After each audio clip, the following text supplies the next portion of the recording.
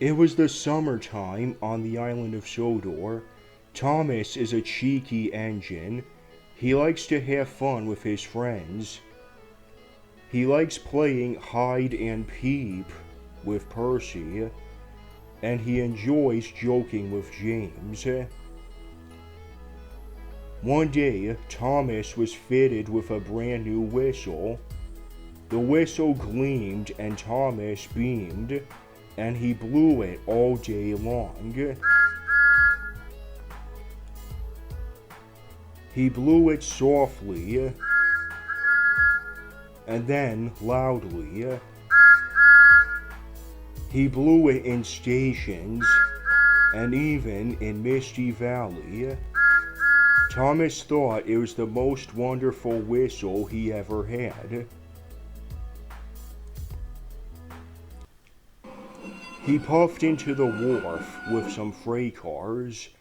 Mr. Percival was present for his arrival. Thomas, the narrow gauge engines are bringing bricks, flour, and lumber. They must be loaded into your freight cars by supper time. He soon left. Thomas was very happy. He blew his new whistle loudly. Renas got surprised and iced when he heard it, and he bumped into his flatbeds, and all the pipes came off them.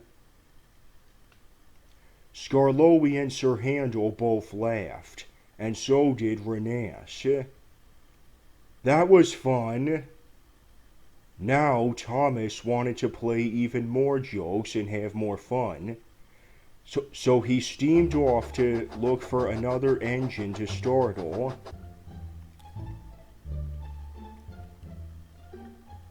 Very soon, Rusty puffed into the wharf with freight cars full of bricks. They were to be loaded into Thomas's empty trucks. But Thomas wanted to have more fun. He rolled up behind Rusty. Both Renas and Skarloey held onto their puff. Thomas had blown his new whistle, and so did Renas and Skarloey. Rusty jumped and he biffed into his freight cars.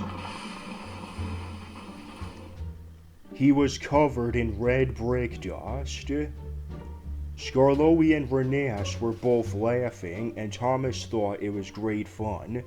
So now, Rusty thought it was fun, and now he wants to join in. "Can't catch me," said Rusty. And he steamed around the wharf. Thomas, Renas, and Skarloey puffed after him, and everyone was laughing and having fun. But no one collected the bricks. Thomas then had another idea. Sir Handel is on the way with a load of flour. Why don't we all startle him at once?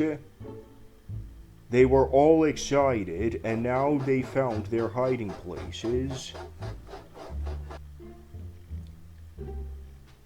Sir Handel comes in, and there is nobody to be seen. "Now!" Thomas called out. Him and the others blew their whistles. Sir Handel was surprised, and he bumped his freight cars in surprise. Flour flew up into the air like a great white cloud. Sir Handel was covered in flour. "You look like a ghost," Rusty laughed. "Oh, look at me, I'm a ghost," Sir Handel laughed. He steamed away, and soon all of the engines were chasing each other. But no one was doing any work. Thomas then has another idea. Peter Sam is on his way. Let's get him surprised. And the narrow gauge engines agreed this was a very good idea.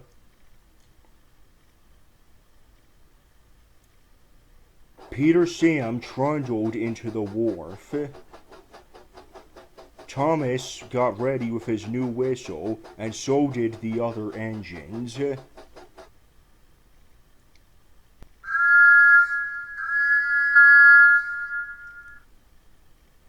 Peter Sam shot forward. He bashed his flatbed so hard that they burst through the buffers, smashed through the oil drums stacked on the wharf, and splashed into the canal.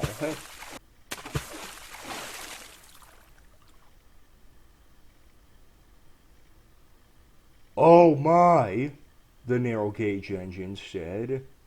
"Cinders and ashes," said Thomas. Mr. Percival arrived at the wharf. He does not look pleased. "What has been going on here? There are bricks all over the rails, flour all over the warehouse, and now lumber is in the canal." Thomas was ashamed. "I'm sorry, sir. It's all my fault. I just wanted to play jokes and have fun." Mr. Percival was very annoyed. "You must clear up this mess at once, and your freight cars must be loaded by supper time." As soon as the workmen reloaded the bricks, Thomas started to work. But the narrow gauge engine still wanted to play.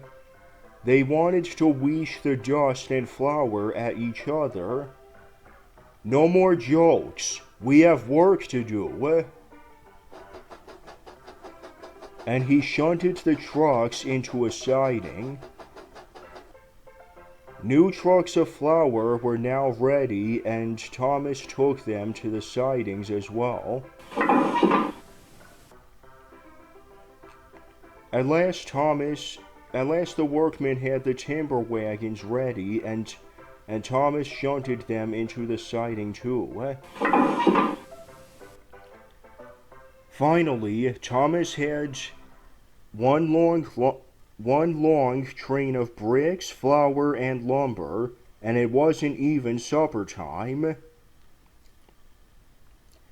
Mr. Percival came back. He saw Thomas, but Thomas was hiding his trucks.